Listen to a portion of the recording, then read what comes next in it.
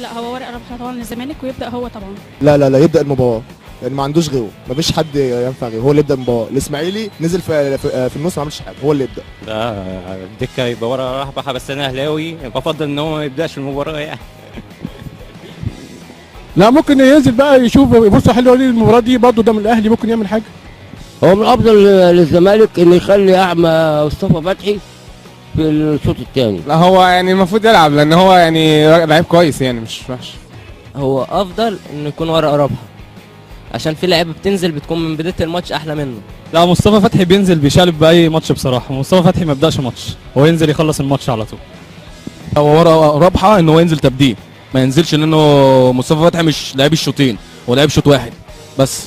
لا هيخليه ورقه رابحه، ان هو اثبت ان هو ما بينزل بديل بيبقى شغله اقوى على الفرقه، يعني الفرقه المنافسه في الشوط الثاني ما بيبدا مستواه بيقل شويه. لا ورقه رابحه، لان هو دايما لما بينزل في الماتش في الشوط الثاني بيغير الماتش بيقلبه تماما. احنا مش عايزينه يبدا صراحه يعني، طبعا انا كاهلاوي مش عايزه ينزل، عايز يفضل قاعد على الدكه شويه يعني. لا هو مصطفى فتحي ما بينزل ورقه رابحه بيظهر اكتر، بيبقى مجهوده عالي ويقدر يعمل فرق مع الفريق. مصطفى فتحي لو في اول مباراه هيبقى برضه بنفس التشكيله. مصطفى فتحي ينزل بعد ربع ساعه من الشوط الثاني، لان لما بينزل من الاول بيبقى الباك لسه يعني فايق، حضرتك ما تعبش. هو لما بينزل وكده بيبقى الباكات فديت، هو بيقدر يجري ويدي، لكن لما بينزل بيبقى لسه الباك اللي بيلعب عليه بحالته. لا انا شايف انه لما بيبقى بديل بيبقى مؤثر، يعني لما بيبقى بديل وبينزل بيقدر يصنع الفارق مع الزمالك. ممكن يبدا بايمن حفني ومعروف وكهربا. هو المشكله في مصطفى فتحي لما بيبدا او ما بيبدا من بدايه الماتش ما بيبقاش ليه تاثير يعني هجومي، افضل من ان هو بيبقى بينزل في الشوط الثاني بيأثر هجوميا على نادي الزمالك يعني. هو الافضل مصطفى فتحي انه يبدا في الشوط الثاني. انا افضل رايي الشخصي يعني محمد هاني. احمد فتحي مش مقتنع بيه الفتره اللي فاتت دي صراحه يعني. لا محمد هاني اقوى اليومين دول من احمد فتحي. محمد هاني طبعا. لا احمد فتحي عنده خبره كتير عن احمد هاني، عنده خبره كويسه جدا عنه.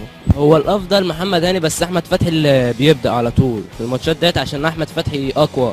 محمد هاني انا شايف ان هو خبره شبابي شويه محمد هاني. احمد فتحي كخبره، وهي كده لو هيلعب على حماده طلبه هيبقى يشكل جبهه اقوى عليه يعني. محمد هاني. احمد فتحي اصلا يعني بقى له فتره مش في الفورمه بتاعته. لا احمد فتحي.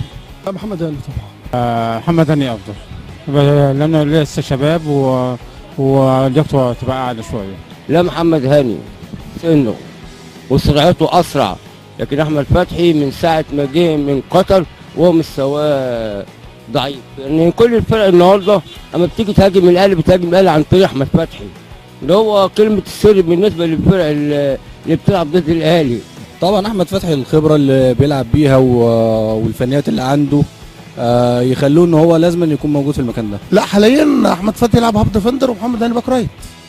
هو كل واحد يعني ليه مميزات وليه عيوب. محمد هاني لما بيلعب بيبقى مندفع هجوميا، انما دفاعيا بيبقى قليل. انما احمد فتحي انا شايف انه كويس دفاعيا وهجوميا، وممكن كمان يملى نص الملعب ويقفل على كهربا كمان لو هيلعب ناحيه الشمال مع حماده طلبه، بجانب انه اقوى بدنيا، هو بس ينقصه حته العرضيات بس يظبطها. احمد فتحي يعني ممكن احمد فتحي اللي يبدا باذن الله. لا محمد هاني ان شاء الله.